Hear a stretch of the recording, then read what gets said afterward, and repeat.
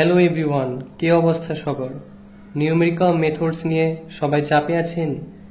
এই একটি মাত্র ভিডিও আপনাকে অনেকটা চাপ কমাতে সাহায্য করবে। আজকের এই ভিডিওতে আমরা এখন পর্যন্ত যা যা শিখেছি তা নিয়ে আলোচনা করব। আজকের এই ভিডিওতে আমরা error analysis, bisection method, false position method, Newton's Raphson method, তারপরে ইন্টারপোলেশনের মধ্যে Newton's forward interpolation, Newton's backward interpolation, Lagrange's interpolation আলোচনা করব। ভিডিওটা না টেনে সম্পূর্ণ দেখার জন্য সবার কাছে অনুরোধ রইল। আশা করি আপনারা অবশ্যই কিছু শিখতে পারবেন। তাহলে চলেন আজকের এই ভিডিও আমরা শুরু করি।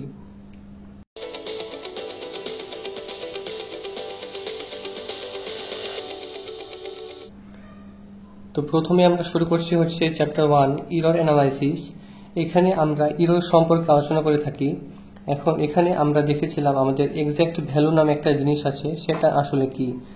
আমাদের এক্সাক্ট ভ্যালু হচ্ছে অ্যাপ্রক্সিমেট ভ্যালু এবং এর সাথে যে এররটা আছে সেটা টোটাল সাম হচ্ছে আমার এক্সাক্ট ভ্যালু। এখন আমরা যখন এরর ক্যালকুলেশন করি তখন আমরা এক্সাক্ট ভ্যালু থেকে অ্যাপ্রক্সিমেট ভ্যালুটা বাদ দিই। এক্সাক্ট ভ্যালু কি? আমাদের √2 এর যে মান আছে সেটাও একদম ফিক্সড মান। এটা আমরা ক্যালকুলেটর চাপলে যে মানটাই পাবো সেটা হচ্ছে আমাদের এক্সাক্ট মান। এখন আমরা যখন ক্যালকুলেশন করি তখন √2 এর মান অনেক সময় দশমিকের পর 2-3 ঘর পর্যন্ত নিয়ে কাজ করি।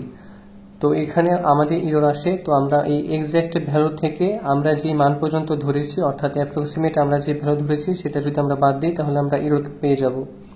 এখন এই এক্সাক্ট ভ্যালুকে আমরা বড় হাতের ক্যাপিটাল এক্স দ্বারা প্রকাশ করি এবং এই অ্যাপ্রক্সিমেট ভ্যালুকে আমরা স্মল লেটার এক্স দ্বারা প্রকাশ করি। এখন এই এরর অ্যানালাইসিস অধ্যায়ে আমরা কয়েক ধরনের এরর দেখেছিলাম। আমরা 3 ধরনের এরর দেখেছিলাম। একটা হচ্ছে অ্যাবসলিউট এরর, রিলেটিভ এরর এবং পার্সেন্টেজ এরর। আরেকটা জিনিস হচ্ছে আমাদের এই এরর অ্যানালাইসিস অধ্যায় থেকে কিন্তু অনেক ধরনের ডেফিনেশন অথবা বিভিন্ন রকম প্রশ্ন করতে পারে।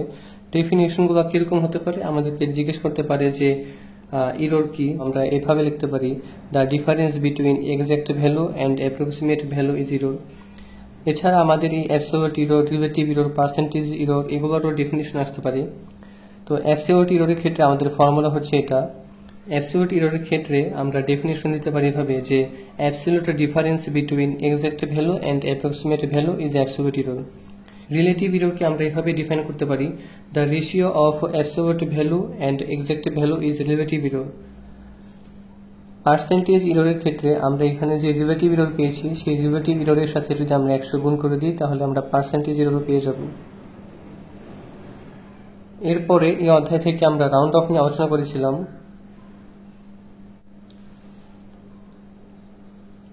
রাউন্ড অফেরও ক্ষেত্রে আমরা একটা ফর্মুলা দেখেছিলাম যেটা হচ্ছে 1/2 × 10⁻⁻10। এখানে n এর পরিচয় কি? এর পরিচয় হচ্ছে দশমিকের পর যত ডিজিট তত। আমরা ধরে নিলাম হচ্ছে আমাদের একটা মান আছে 3.1416। এখন দশমিকের পর আমার ডিজিট আছে 4টা, তো এখানে n এর ভ্যালু হবে 4। এরপরে আমরা রাউন্ড অফের ক্ষেত্রেও বিভিন্ন রুলস দেখেছিলাম। আমাদের এরকমই যদি একটা কোনো সংখ্যা থাকে, আমরা ধরে নিলাম যে আমাদের এখানে দশমিকের পর 3 ডিজিট নিয়ে কাজ করতে হবে, অর্থাৎ আমাদের এই পর্যন্ত রাখতে হবে। কিন্তু আমরা দেখতে পাচ্ছি যে আমাদের এই পরের ডিজিটটা এটা 5-এর চেয়ে বড় আছে। যদি 5-এর চেয়ে বড় থাকে তাহলে আমরা দেখেছিলাম এটা হচ্ছে একটা বেড়ে যাবে, এখানে 2 এর জায়গায় 3 হয়ে যাবে। এটা হবে হচ্ছে 9.873। আবার যদি আমরা এটার দিকে তাকাই, আমাদের এখানে যদি বলে যে দশমিকের পর 3 ঘর নিয়ে কাজ করতে, অর্থাৎ আমরা এতটুকু পর্যন্ত নিয়ে কাজ করছি, তো এর পরের ডিজিটটা আমরা দেখতে পাচ্ছি 2। এটা হচ্ছে 5-এর চেয়ে অবশ্যই ছোট, তাহলে আমার এখানে কোনো চেঞ্জ হবে না। এখানে মান হবে হচ্ছে 1.324। এরপরে যদি আমাদের এরকম এই সংখ্যাটা যদি এক্সাক্ট 5 হয়ে যায় তখন কি হবে? এখন এই ধরনের টার্মকে আমরা বলি হচ্ছে টাই ব্রেকিং রুল। এটার ক্ষেত্রে কি হবে? আমাদের কোনো একটা সংখ্যা যদি আমরা ধরি যে এটা হচ্ছে 6.285, এরকম একটা সংখ্যা আমরা ধরলাম। আমরা ধরে নিলাম যে আমাদের দশমিকের পর আমাদের 2 ঘর নিয়ে কাজ করতে হবে, অর্থাৎ আমরা এতটুকু পর্যন্ত নিয়ে কাজ করব। আমরা এখানে পরের ডিজিটটা দেখতে পাচ্ছি যে একদম ইকুয়াল 5 আছে। যদি এরকম ইকুয়াল 5 হয় তাহলে তার আমরা আগের সংখ্যাটা দেখব।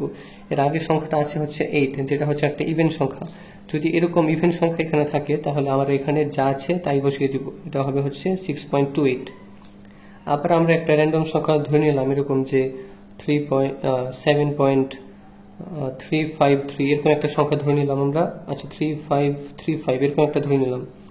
আমরা ধরে নিচ্ছি যে আমাদের দশমিকের পর 3 ডিজিট নিয়ে কাজ করতে হবে, অর্থাৎ আমরা এতটুকু নিয়ে কাজ করব। এর পরের ডিজিটটা দেখতে পাচ্ছি আমরা এক্সাক্ট 5 আছে। তো এটার ক্ষেত্রে আমরা কি করব, এটার ক্ষেত্রে আবার আমরা এই আগের ডিজিটটা চেক করব, আর আগের ডিজিটটা যদি ইভেন হয় তাহলে আমরা হচ্ছে যা আছে তাই রেখে দিব, আর যদি অড হয় তাহলে আমরা এর সাথে 1 যোগ করব।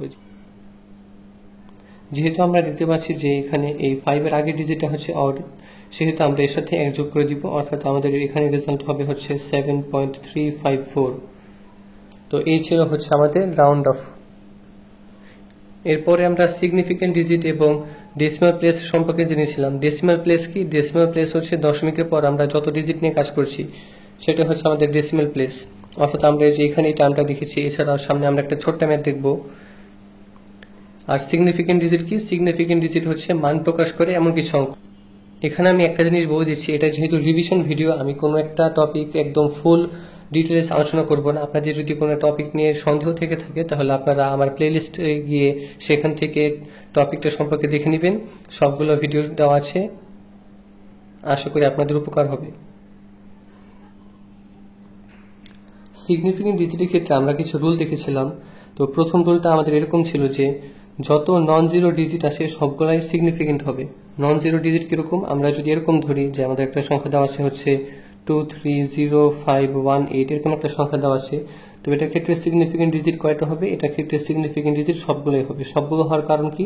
এখানে আমাদের আরেকটা রুল ছিল যে কোনো একটা সিগনিফিকেন্ট ডিজিটের মাঝখানে যদি 0 থাকে তাহলে সেই ডিজিটটাও সিগনিফিকেন্ট হয়ে যায়, এরকম আমাদের একটা রুল আছে। এখানে আমরা দেখতে পাচ্ছি এটা হচ্ছে 230518। তো এখানে আমরা দেখতে পাচ্ছি এখানে সবগুলো ডিজিট হচ্ছে সিগনিফিকেন্ট ডিজিট, এগুলো হচ্ছে নন জিরো ডিজিট, এটা হচ্ছে জিরো ডিজিট। অনেকগুলো সিগনিফিকেন্ট ডিজিটের মাঝখানে যদি 0 আসে তাহলে সেটাও সিগনিফিকেন্ট হয়ে যায়, অর্থাৎ আমাদের এখানে সিগনিফিকেন্ট ডিজিট হচ্ছে সবগুলোই। এর পরবর্তী রুল যদি আমরা দেখি, যদি শুরুতে 0 থাকে তাহলে তা সিগনিফিকেন্ট হবে না। এটা কিরকম? এটার জন্য যদি আমরা একটা এক্সাম্পল দেখি, আমাদের 00789 এরকম যদি একটা সংখ্যা দেওয়া থাকে তাহলে এটার ক্ষেত্রে সিগনিফিকেন্ট ডিজিট কয়টা হবে? এটার ক্ষেত্রে সিগনিফিকেন্ট ডিজিট হবে 789। এখানে জিরোগুলো কাউন্ট হবে না, শুরুর জিরোগুলো কাউন্ট হবে না। কিন্তু যদি এই জিরোগুলো যদি দশমিকের পরে আসে তখন কি হবে? আমরা একটা সংখ্যা ধরে নিচ্ছি, এটা হচ্ছে 0.00789, এরকম একটা সংখ্যা আছে। দশমিকের পরে যদি 0 আসে তাহলে তার সিগনিফিকেন্ট হবে, অর্থাৎ আমরা যদি এই সংখ্যার দিকে তাকাই এটার ক্ষেত্রে আমাদের সিগনিফিকেন্ট ডিজিট হবে হচ্ছে 7890। এই চারটা হবে হচ্ছে আমাদের সিগনিফিকেন্ট ডিজিট। আমরা যদি লাস্ট রুলে আসি, লাস্ট 0 কখনো সিগনিফিকেন্ট হবে না। এটা কিরকম? আমরা যদি একটা উদাহরণ দেখি যে 12340 এরকম একটা সংখ্যা দেওয়া আছে, এটার ক্ষেত্রে আমাদের যে লাস্ট 0 আছে এটা সিগনিফিকেন্ট হবে না, অর্থাৎ আমাদের এই সংখ্যাগুলোর মধ্যে সিগনিফিকেন্ট ডিজিট হবে হচ্ছে 1234। আমাদের কোয়েশ্চেনে বলা আছে হচ্ছে s is equal to √11 minus e to the power 0.25 plus ln 2। এটা আমরা 4 সিগনিফিকেন্ট ডিজিট পর্যন্ত নিয়ে কাজ করব। তো আমরা শুরু করছি। এগুলোর ক্ষেত্রে আমাদেরকে প্রথমেই সবগুলো ভ্যালু বের করে নিতে হবে। √11 এর মান হচ্ছে আমাদের 3.317। আমরা এখানে 4 সিগনিফিকেন্ট ডিজিট নিয়ে কাজ করছি, অর্থাৎ দশমিকের আগে এবং দশমিকের পরে সহ আমরা মোট 4 ডিজিট নিয়ে কাজ করব। এরপরে e to the power 0.25, এটা আমাদের মান আসে হচ্ছে 1.284। ln 2 এর মান আসে হচ্ছে 0.6931। এখন এই সংখ্যাগুলো আমরা সবগুলো যোগ করি, যদি আমরা পাবো হচ্ছে s is equal to 3.317 plus 1.284 plus 0.6931।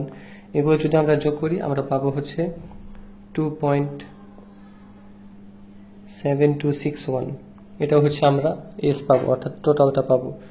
এখন হচ্ছে আমরা এখানে একটা ফর্মুলা বসাবো। আমরা এখানে যেহেতু রাউন্ড অফ ইউজ করেছি, আমরা যখনই রাউন্ড অফ ইউজ করব তখনই আমাদের সেই রাউন্ড অফের ফর্মুলাটা ইউজ করতে হবে। তো এখানে আমরা বের করছি হচ্ছে EA absolute error of S। এটার ক্ষেত্রে ফর্মুলাটা কি হবে? এখানে একটা গুরুত্বপূর্ণ জিনিস জানার আছে, যেটা হচ্ছে আমাদের কিন্তু এখানে মাইনাস আছে, তাই বলে কি আমরা যখন এখানে ক্যালকুলেশন করব তখন কি মাইনাস দিব? উত্তর হচ্ছে না, আমরা মাইনাস দিব না। আমরা এটা ক্যালকুলেশন করার ক্ষেত্রে আমরা সবসময় প্লাস ধরেই ক্যালকুলেশন করবো, অর্থাৎ এখানে হবে হচ্ছে half into 10 to the power -3। -3 কিভাবে হলো? দশমিকের পরে আমাদের এখানে 3টা ডিজিট আছে, ওই জন্য -3। এরপর হচ্ছে প্লাস, এখানে যদিও মাইনাস আছে কিন্তু আমরা যখন EA অফ S বের করব তখন এই টার্মের ক্ষেত্রে কখনো আমাদের মাইনাস টার্মটা আসবে না, অর্থাৎ আমরা এখানে সবসময় যোগ করব।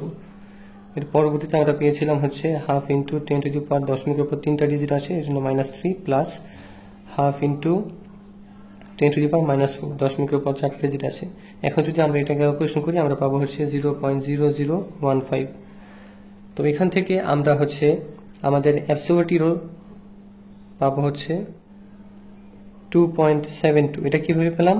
দশমিকের পর যত ঘর পর্যন্ত 0 আছে তত ঘর পর্যন্ত মানটা কারেক্ট আছে, অর্থাৎ আমাদের এখানে এর মান হবে 2.72। এখন আমরা একইভাবে বাকি মানগুলো বের করে নিচ্ছি। আমাদের ER হবে হচ্ছে 0.0015। এটাকে আমরা এক্সাক্ট ভ্যালু দিয়ে বাদ দিব। দুঃখিত, এটা হচ্ছে আমাদের x এর ভ্যালু। x হচ্ছে 2.72।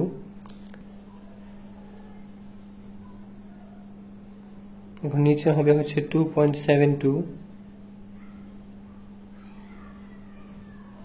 এটা যদি আমরা ক্যালকুলেশন করি আমরা মান পাবো হচ্ছে 0.000386। এখন যদি আমরা পার্সেন্টেজ এরর বের করি, এর সাথে 100 গুণ করে দিব, 100 × 0.000386, তাহলে আমাদের রেজাল্ট আসে হচ্ছে 0.0386%। এটাই হচ্ছে আমাদের অ্যান্সার।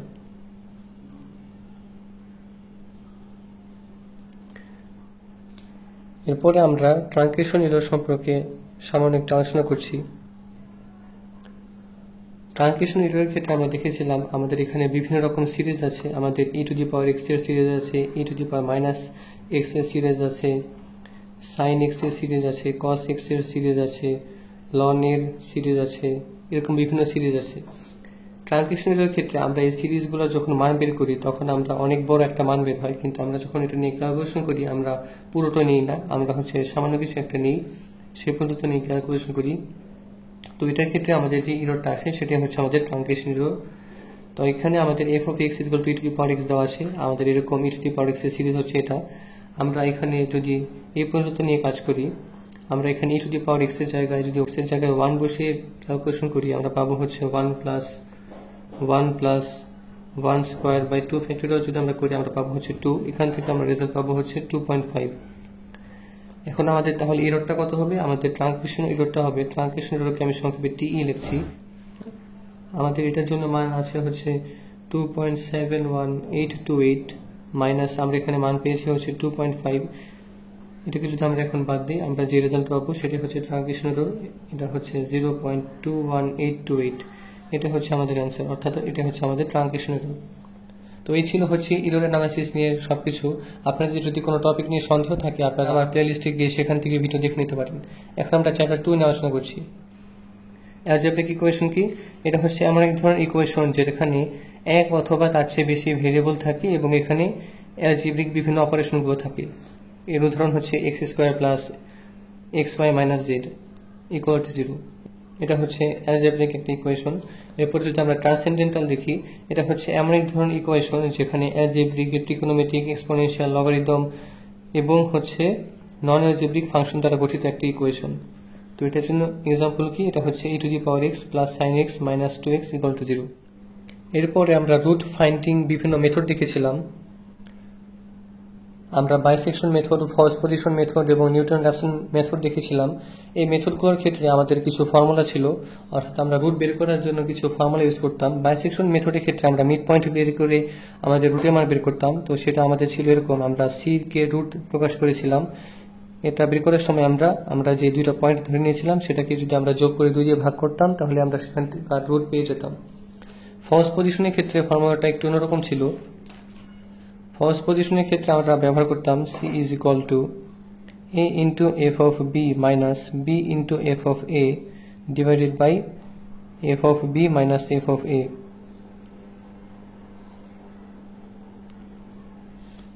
এরপর নিউটন-র্যাপসন মেথডের ক্ষেত্রে আমরা আরেকটা ফর্মুলা দেখেছিলাম। আমরা দেখেছিলাম xn + 1 = xn - f(xn) divided by f'(xn)। এটা হচ্ছে আমাদের ফর্মুলা। এখন আমরা খুবই সংক্ষেপে আমাদের এই মেথডগুলো কিরকম ছিল সেটা দেখে নিচ্ছি। আমরা প্রথমে বাইসেকশন দেখছি। বাইসেকশনের ক্ষেত্রে আমাদের নিয়ম কি ছিল?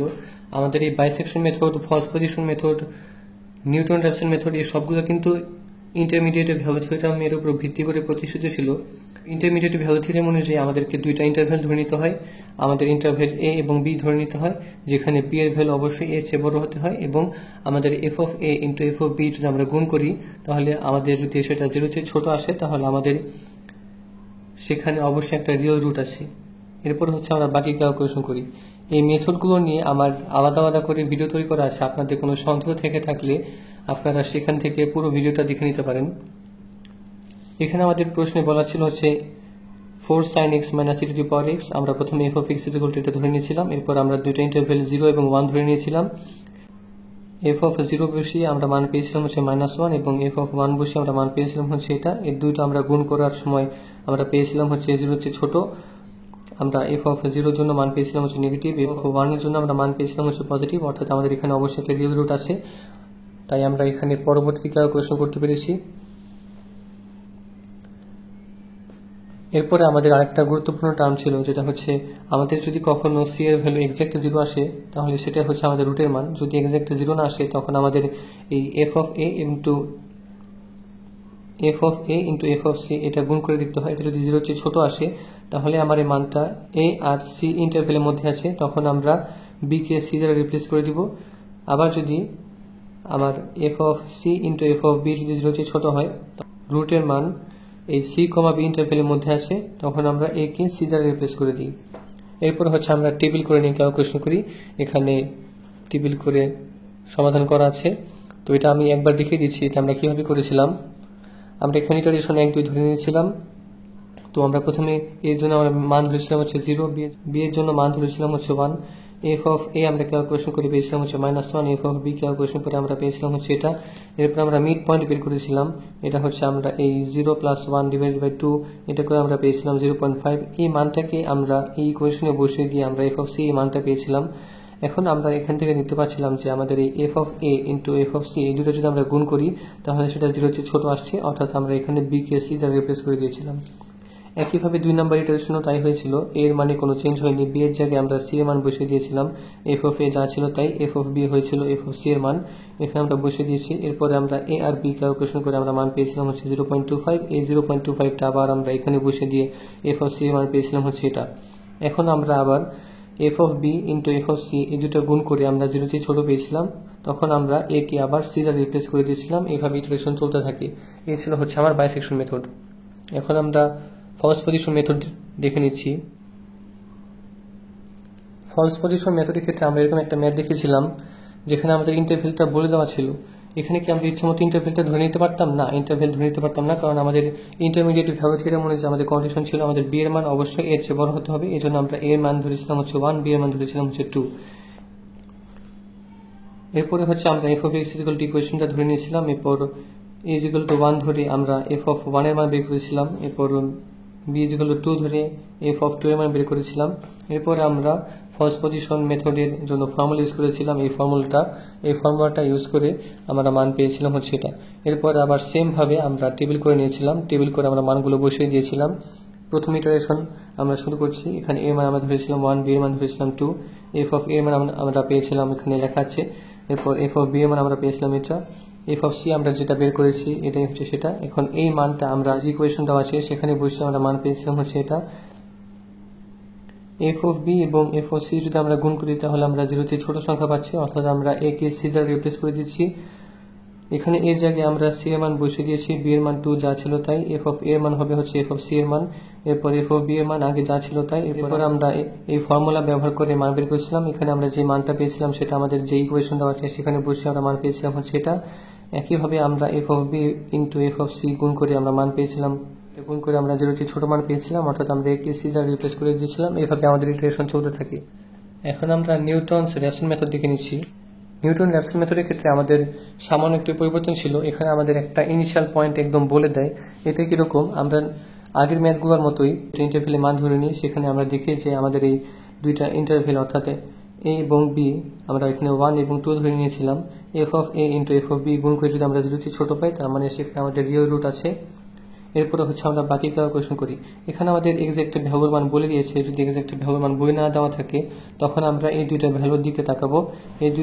এই দুইটা ভ্যালুর মধ্যে যে ভ্যালুটা শূন্যর একদম কাছাকাছি আছে সেটার মানটা আমরা নিব। আমরা ধরে নিচ্ছি আমাদের এখানে এই ইনিশিয়াল পয়েন্টের মান বলে দেওয়া নেই। তো এখান থেকে আমরা দেখতে পাচ্ছি এই দুইটা পয়েন্টের মধ্যে এই পয়েন্টটা আমাদের জিরোর একদম কাছাকাছি আছে, অর্থাৎ আমাদের তখন b = 2, অর্থাৎ আমাদের ইনিশিয়াল পয়েন্টের মানটা হচ্ছে 2। আমরা 2 ধরে বাকি ক্যালকুলেশন করতাম, কিন্তু যেহেতু আমাদের এখানে মান বলে দেওয়া আছে আমরা এই পয়েন্টটা ধরেই ক্যালকুলেশন করব। এরপর আমাদের যে f(x) আমরা যেটা ধরেছিলাম সেটাকে আমাদের f(x) ধরে নিতে হয়। এর আগে আমাদের অবশ্যই নিউটন-র্যাপসন মেথডের ক্ষেত্রে আমাদের ফার্স্ট ডেরিভেটিভ বের করে নিতে হবে। এটা আমাদের ম্যাথ করার একদম প্রথম শর্ত। এরপরে আমরা এই ফর্মুলাতে এই মানগুলো বসিয়ে নিয়েছিলাম। আমাদের f(x) যেটা আমরা ধরে নিয়েছিলাম সেটাই, এবং f'(x) এটা আমরা ডেরিভেটিভ বের করে যেটা পেয়েছিলাম সেটাকে আমাদের x দ্বারা রিপ্লেস করে দিয়ে আমরা এখানে ক্যালকুলেশন করেছিলাম। এরপরে আমরা টেবিল করে নিয়েছিলাম। তো টেবিলটা দেখে নিচ্ছি। তো এটার ক্ষেত্রে আমরা শুরু করেছিলাম 0 থেকে। আমাদের x0 এর মান আমাদের বলে দেওয়া ছিল এটা 1.5। এই মানটা আমরা এখানে বসিয়ে x1 এর জন্য মান পেয়েছিলাম এটা। এখন এটা থেকে আমরা এটা ডিফারেন্স বের করে আমরা মান পেয়েছিলাম এটা। এখন এখানে আমরা যে মানটা পেয়েছিলাম সেটাকে আমরা পরবর্তীতে ব্যবহার করেছিলাম। x1 এই মানটাই আমরা ব্যবহার করেছি। এরপর এই মানটা আমরা এখানে বসিয়ে দিয়ে আমরা x2 এর জন্য মান পেয়েছিলাম। এরপর আবার এটা থেকে এটা ডিফারেন্স বের করেছিলাম।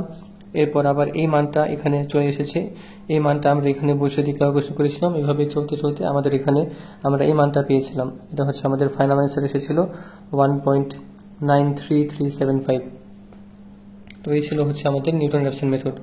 আপনারা যদি এখনো ভিডিওটা দেখে থাকেন তার মানে আপনারা পরীক্ষায় ভালো করার জন্য প্রচুর সিরিয়াস, হুইচ ইজ গ্রেট। আপনাদের মতো আপনাদের যেসব বন্ধুরাও পরীক্ষায় ভালো করা নিয়ে সিরিয়াস, তাদের কাছে আপনারা এই ভিডিওটা লিংক পাঠিয়ে দিতে পারেন, তারাও উপকৃত হবে।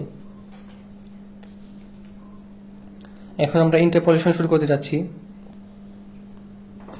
ইন্টারপোলেশনের ক্ষেত্রে আমরা 3 ধরনের ইন্টারপোলেশন দেখেছিলাম: Newton's forward interpolation, Newton's backward interpolation এবং ল্যাগ্রেঞ্জেস ইন্টারপোলেশন। এগুলো আমরা কখন কোনটা ব্যবহার করতাম? আমাদের যে গিভেন ইনফরমেশন দেওয়া ছিল x, y এরকম আমরা ধরে নিচ্ছি এটা 0, 2, 4 এবং এখানে আমরা মান ধরে নিচ্ছি 1, 3, 4 এরকম আরো কিছু দেওয়া ছিল। এখন আমাদের এই গিভেন ইনফরমেশনগুলোর মধ্যে আমাদের যে ইন্ডিপেন্ডেন্ট ভেরিয়েবল আছে সেই ভেরিয়েবলগুলোর মধ্যে আমাদের এখানে যে ভ্যালুগুলো আছে সেই ভ্যালুগুলোর মাঝে যে ডিফারেন্স সেটা যদি ইকুয়ালি স্পেসড হতো তখন আমরা নিউটনস ফরওয়ার্ড ইন্টারপোলেশন এবং ব্যাকওয়ার্ড ইন্টারপোলেশন ব্যবহার করতে পারতাম। আর যদি এগুলোর মধ্যে ডিফারেন্স যদি ইকুয়াল না হতো তখন আমরা ল্যাগ্রেঞ্জেস ইন্টারপোলেশন ব্যবহার করতাম। এখন আমরা যে ভ্যালুটা খুঁজছি সেটা যদি একদম প্রথম দিকে থাকতো তাহলে আমরা নিউটনস ফরওয়ার্ড ইন্টারপোলেশন ব্যবহার করতাম। আবার আমরা যে ভ্যালুটা খুঁজছি সেটা যদি শেষের দিকে থাকতো তাহলে আমরা নিউটনস ব্যাকওয়ার্ড ইন্টারপোলেশন ব্যবহার করতাম। আমরা যেহেতু সেন্ট্রাল ডিফারেন্স বের করা শিখিনি সেহেতু আমরা এখানে চাইলে নিউটনস ফরওয়ার্ড অথবা ব্যাকওয়ার্ড ব্যবহার করতে পারি, অথবা যদি আমরা চাই ল্যাগ্রেঞ্জেস ইন্টারপোলেশন এখানে ব্যবহার করতে পারি। তো এই ইন্টারপোলেশনগুলোর মধ্যে আমাদের বিভিন্ন রকম ফর্মুলা ছিল। ফরওয়ার্ডের জন্য একটা ফর্মুলা, ব্যাকওয়ার্ডের জন্য একটা ফর্মুলা, ল্যাগ্রেঞ্জেসের জন্য একটা ফর্মুলা। তো ফরওয়ার্ডের জন্য ফর্মুলাটা কি ছিল সেটা আমি এখানে লিখে দিয়েছি। এখানে ইউ এর পরিচয় কি ছিল? এখানে ইউ এর পরিচয় ছিল x minus x0 divided by h। এখানে x এর পরিচয় কি? x আমরা যে ভ্যালুটা খুঁজছি সেটা, x0 ইনিশিয়াল ভ্যালুটা এবং h ডিফারেন্সটা। নিউটনস ফরওয়ার্ড ইন্টারপোলেশনের ক্ষেত্রে আমরা সবসময় ইনিশিয়াল ভ্যালু থেকে কাজ করতাম, এবং আমরা যখন নিউটনস ব্যাকওয়ার্ড ইন্টারপোলেশনে কাজ করতাম তখন আমরা শেষে ভ্যালু কাজ করতাম। আশা করি আপনাদের এই বিষয়গুলো মনে পড়ছে। যদি ভুলে গিয়ে থাকেন তাহলে আপনারা চাইলে আমার প্লেলিস্টে থেকে ভিডিওগুলো দেখে নিতে পারেন। এই সব প্রত্যেকটা টপিকের উপর আলাদা আলাদা করে ভিডিও তৈরি করা আছে, আশা করি আপনাদের উপকার হবে। এরপর আমরা নিউটনস ব্যাকওয়ার্ড ইন্টারপোলেশনের ফর্মুলা দেখে নিচ্ছি। নিউটনস ব্যাকওয়ার্ড ইন্টারপোলেশনের ক্ষেত্রে আমাদের ফর্মুলাটা ছিল এরকম: ফরওয়ার্ডের ক্ষেত্রে আমরা এই ডেল ইউজ করেছিলাম এবং ব্যাকওয়ার্ডের ক্ষেত্রে আমরা উল্টা ডেল সাইন ইউজ করেছিলাম। এটা আমাদের ফরওয়ার্ডের জন্য এবং এটা আমরা ব্যবহার করেছিলাম ব্যাকওয়ার্ডের জন্য। তো এটার ক্ষেত্রেও আমাদের ইউ এর পরিচয় কি ছিল? ইউ এর পরিচয় ছিল x minus xn divided by h। এখানে x এর পরিচয় কি? x এর পরিচয় আমরা যে ভ্যালুটা খুঁজছি সেটা, xn এর পরিচয় আমাদের যে ভ্যালুগুলো দেওয়া আছে সেগুলোর মধ্যে লাস্ট ভ্যালুটা, এবং h আমাদের সেই ডিফারেন্সটা। আর এটা আমাদের নিউটনস ব্যাকওয়ার্ড ইন্টারপোলেশনের ক্ষেত্রে ফর্মুলা। এখন আমরা ল্যাগ্রেঞ্জেস ইন্টারপোলেশনের ফর্মুলা দেখে নিচ্ছি। এই ফর্মুলাটা কিন্তু বাকি ফর্মুলাগুলোর তুলনায় অনেক বড় ছিল। এখন এই ফর্মুলাটা কিভাবে সহজে মনে রাখা যায় সেটা কিন্তু আমি আমার আগের ভিডিওগুলোতে ব্যাখ্যা করেছিলাম, তাও আমি এই ভিডিওতে সামান্য একটু দেখিয়ে দিচ্ছি। আমাদের এখানে যে গিভেন ইনফরমেশন দেওয়া থাকবে, তো সেখানে আমরা প্রথমে এক্স নট থেকে কাজ শুরু করবো। আমরা এক্স নট থেকে বাকিগুলো বাদ দিব, অর্থাৎ আমরা এক্স নট থেকে x1, এক্স নট থেকে x2 এরকমভাবে xn পর্যন্ত বাদ দিতে থাকবো। উপরের টার্মে আমার সেম জিনিস হবে, আমার এখানে এক্স নটের জায়গায় এক্স হয়ে যাবে, এখানে এক্স নটের জায়গায় এক্স হয়ে গেছে, এভাবে এক্স নটের জায়গায় এক্স হয়ে গেছে। এবং এর সাথে আমরা যে টার্ম নিয়ে কাজ শুরু করেছিলাম, আমরা এক্স নট নিয়ে শুরু করেছিলাম, সেই এক্স নটের টার্মটা এখানে এফ অফ এক্স নট আকারে গুণ হবে। একইভাবে বাকি প্রসেসগুলো চলতে থাকবে। এখন আমরা কয়েকটা ম্যাথ রিকল করে নিচ্ছি। ফরওয়ার্ড ইন্টারপোলেশনের ক্ষেত্রে আমরা এই ম্যাথটা করেছিলাম। আপনারা যদি ভিডিওটা দেখে থাকেন তাহলে আপনারা চিনতে পারবেন ম্যাথটা। এটার ক্ষেত্রে আমাদের প্রথম ক্রাইটেরিয়া ছিল যে আমাদের চেক করে নিতে হবে যে এটা ইকুয়াল স্পেসড নাকি আনইকুয়াল স্পেসড। এটা যেহেতু যদি এটা ইকুয়াল স্পেসড হয় তখন আমরা নিউটনস ফরওয়ার্ড ইন্টারপোলেশন অথবা ব্যাকওয়ার্ড ইন্টারপোলেশন ব্যবহার করতে পারি। যদি আনইকুয়াল স্পেসড হয় তখন আমরা ল্যাগ্রেঞ্জেস ইন্টারপোলেশন ব্যবহার করি। এখন আমাদের যেহেতু x = 21 পয়েন্টের জন্য বের করতে বলেছে, এই পয়েন্টটা হচ্ছে একদম শুরুর দিকে আসে, সেহেতু আমরা এখানে ফরওয়ার্ড ইন্টারপোলেশন ব্যবহার করেছিলাম। তো এটার ক্ষেত্রে আমাদের প্রথমে ডিফারেন্স টেবিল তৈরি করে নিতে হয়। আশা করি আপনারা জানেন কিভাবে ডিফারেন্স টেবিল তৈরি করে নিতে হয়। যদি ডিফারেন্স টেবিল কিভাবে তৈরি করে নিতে হয় সেটা না জেনে থাকেন তাহলে আপনাদের রিকোয়েস্ট করব আপনারা আমার প্লেলিস্টে গিয়ে নিউটনস ফরওয়ার্ড ইন্টারপোলেশনের ভিডিওটা দেখে নেবেন, সেখানে বিস্তারিত ব্যাখ্যা করা আছে। তো এখানে আমরা এক্স নট এবং x1 এর মানগুলো বসে নিয়েছি। এরপর হচ্ছে আমরা ডিফারেন্স বের করেছি। আমরা এটা থেকে এটা বিয়োগ করে আমরা মান পেয়েছিলাম হচ্ছে ডেল ওয়াই নট। এটা থেকে এটা ডিফারেন্স আমরা বের করে মান পেয়েছিলাম ডেল ওয়াই1, এবং এটা থেকে এটা বের করে আমরা মান পেয়েছিলাম ডেল ওয়াই2। একইভাবে আমরা এটা থেকে এটা বের করে এটা পেয়েছিলাম, এটা থেকে এটা বের করে এটা পেয়েছিলাম, এবং ফাইনালি এবং এটা পেয়েছিলাম। এখন আমরা নিউটনস ফরওয়ার্ড ইন্টারপোলেশনের ফর্মুলা ব্যবহার করে জিনিসটাকে সলভ করেছিলাম। এখানে আমরা জাস্ট ফর্মুলাটা লিখে আমাদের যে ভ্যালুগুলো দেওয়া ছিল সেই ভ্যালুগুলো বসিয়ে আমরা অ্যান্সার বের করেছিলাম। এখানে আমাদের এক্স এর মান ছিল হচ্ছে 21, আমাদের 21 এর জন্য মান বের করতে বলেছিল। এক্স নট আমাদের ইনিশিয়াল মান এটা 20 বলা ছিল, এবং আমাদের ডিফারেন্সটা ছিল হচ্ছে 3। সেখান থেকে আমরা ইউ এর মান বের করে আমরা এখানে বসিয়ে দিয়েছিলাম, এবং ফাইনালি আমরা অ্যান্সার পেয়েছিলাম এটা। ফরওয়ার্ডের ক্ষেত্রে আমাদের আরেক ধরনের ম্যাথ ছিল, আমাদেরকে বলতে হচ্ছে পলিনোমিয়াল বের করতে। তো সেটা আমরা দেখে নিচ্ছি। এখন আমাদের এরকমও বলতে পারে, আমাদের কয়েকটা পয়েন্ট দিয়ে বলে দিতে পারে যে আমাদের পলিনোমিয়ালটা বের করে নিতে। তো এখানে আমরা দেখে নিব আমাদের এই পয়েন্টগুলো কি ইকুয়াল স্পেসড নাকি আনইকুয়াল স্পেসড। যদি ইকুয়াল স্পেসড হয় তাহলে আমরা নিউটনস ফরওয়ার্ড অথবা ব্যাকওয়ার্ড ব্যবহার করতে পারি। আমরা যেহেতু ফরওয়ার্ড দেখছি এখন, তাই এটা ফরওয়ার্ডের মাধ্যমে সলভ করা আছে। এখন এখানে আমরা ডিফারেন্স টেবিল তৈরি করে নিয়েছি। আমাদের এখানে 4টা মান বলা ছিল, 4টা থেকে একটা কম, অর্থাৎ 3টা পর্যন্ত আমরা এখানে ডিফারেন্স টেবিল নিয়েছিলাম। এখন এই ডিফারেন্স টেবিলটা আগের তার মতোই আমরা ডিফারেন্স বের করেছিলাম। এখানে আমি ফর্মুলাটা লিখে নিয়েছিলাম, এবং আমাদের এক্স এর মান বলা ছিল না, আমাদের ইনিশিয়াল পয়েন্টের মান ছিল হচ্ছে 0 এবং ডিফারেন্স ছিল 1। এখান থেকে আমরা পেয়েছিলাম হচ্ছে এক্স। এই এক্সটা আমরা এখানে বসিয়ে আমরা এই ফাইনাল পলিনোমিয়ালটা পেয়েছিলাম। এখন আমরা ব্যাকওয়ার্ডটা দেখে নিচ্ছি। ব্যাকওয়ার্ডের ক্ষেত্রেও আমাদের প্রসেসটা একদম সেম ছিল। আমাদেরকে বের করে নিতে হতো যে এটা কি ইকুয়াল স্পেসড নাকি আনইকুয়াল স্পেসড।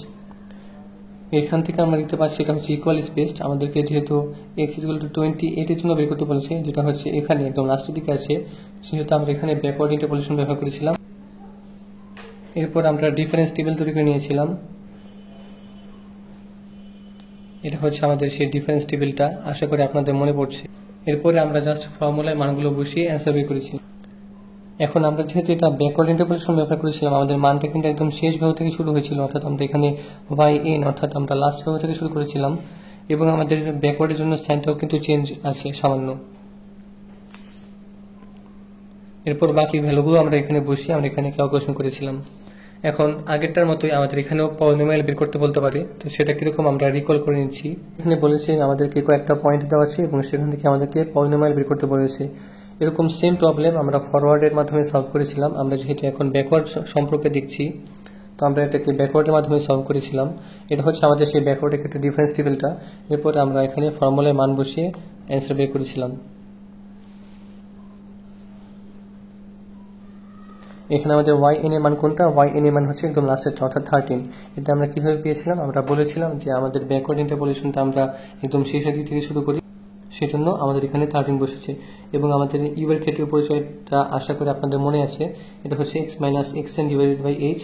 x হচ্ছে আমাদের এই মানটা দেওয়া নেই, এবং xn হচ্ছে আমাদের লাস্টের মানটা। আমাদের এখানে লাস্টের মান ছিল হচ্ছে এখানে 3, এবং আমাদের ডিফারেন্স ছিল হচ্ছে 1 অর্থাৎ x - 3। এভাবে আমরা এখানে মানগুলো বসিয়ে আমরা অ্যান্সার পেয়েছিলাম হচ্ছে এটা। এখন আমরা ল্যাগ্রেঞ্জেস ইন্টারপোলেশন দেখে নিচ্ছি। ল্যাগ্রেঞ্জেস ইন্টারপোলেশনের ক্ষেত্রে আমরা এরকম একটা ম্যাথ দেখেছিলাম। আমাদের এখানে লগ 656 এটার ভ্যালু বের করতে বলেছিল। আমরা এখানে এক্স এর ভ্যালুগুলো আমরা ধরে নিয়েছিলাম, এটা হচ্ছে x0, x1, x2, x3, এভাবে y এর জন্য আমরা এখানে ধরে নিয়েছিলাম। আমরা এখানে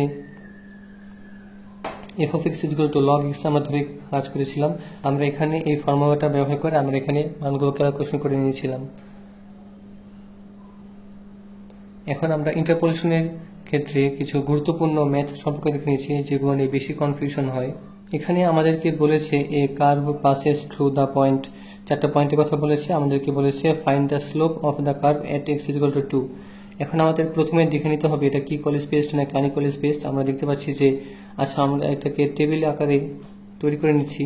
x y, x এর জন্য মানগুলো দেওয়া আছে হচ্ছে -1 0 2 5 এবং y এর জন্য দেওয়া আছে হচ্ছে 9 5 3 15। এখন আমরা এখান থেকে দেখতে পাচ্ছি যে আমাদের এই মানগুলো ইকুয়াল স্পেসড না। যেহেতু ইকুয়াল স্পেসড না, আমরা এখানে ল্যাগ্রেঞ্জেস ইন্টারপোলেশন ব্যবহার করব। তো আমি ল্যাগ্রেঞ্জেস ইন্টারপোলেশনের ফর্মুলাটা লিখে নিচ্ছি। আমরা এখানে ফর্মুলাটা লিখে নিয়েছি। এখন আমরা এখানে মানগুলো বসাবো। আমরা এখানে এটাকে x0, এটাকে x1, এটাকে x2 এবং এটাকে x3 ধরে নিয়েছি। এখন আমাদের x এর ভ্যালু কি সেটা জানা নাই, তো আমরা এখানে হবে হচ্ছে x into x-2 into x-5 divided by x2 এর x0 এর মান হচ্ছে -1 into -3 into -6 into y0 এর মান হচ্ছে 9 plus x plus 1 x minus 2 x minus 5 divided by 1 into -2 into -15 into এটার সাথে হচ্ছে 5 plus উপরে আসে হচ্ছে x plus 1 into এটা থেকে x into x minus 5 divided by 3 into 2 into -3 এর সাথে গুণ হবে হচ্ছে 3 plus x plus 1 into আসবে হচ্ছে x into x minus 2, এরপরে এখানে 6 into 5 into 3 এবং এর সাথে গুণ হবে হচ্ছে 15। তো এটা যদি আমরা ক্যালকুলেশন করি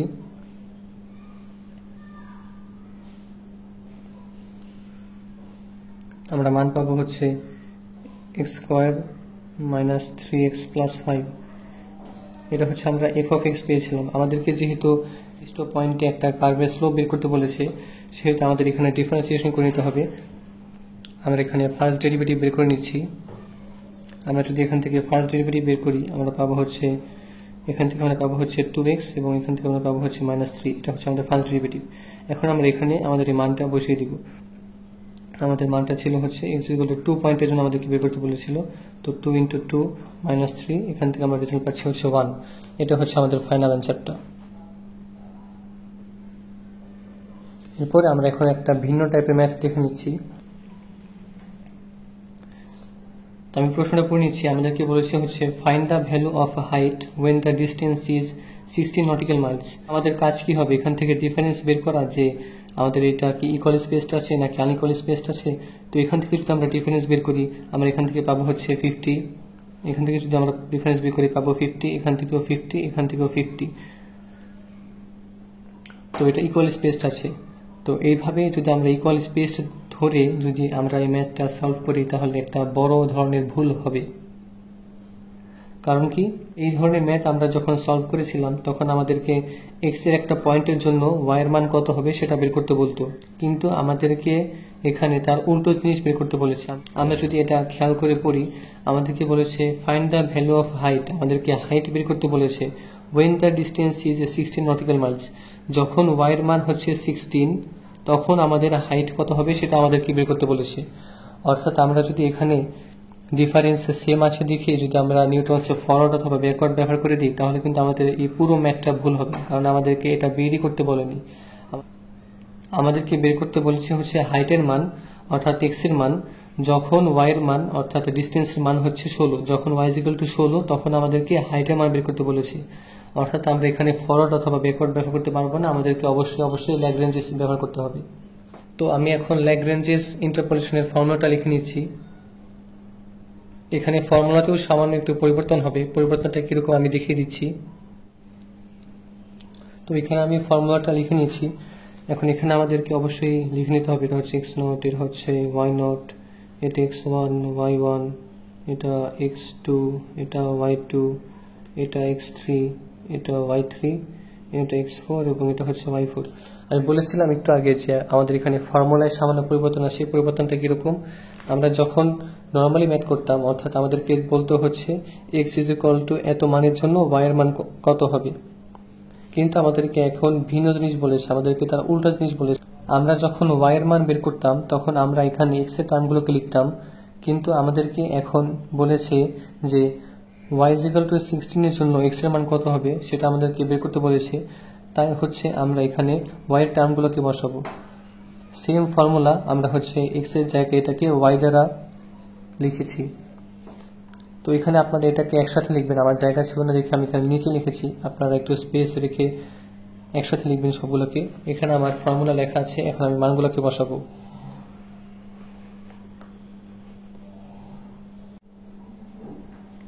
এখানে আমি মানগুলোকে বসিয়ে নিয়েছি, অনেক বড় টার্ম হয়ে গেছে, আপনারা একসাথে লেখার চেষ্টা করবেন সবগুলোকে।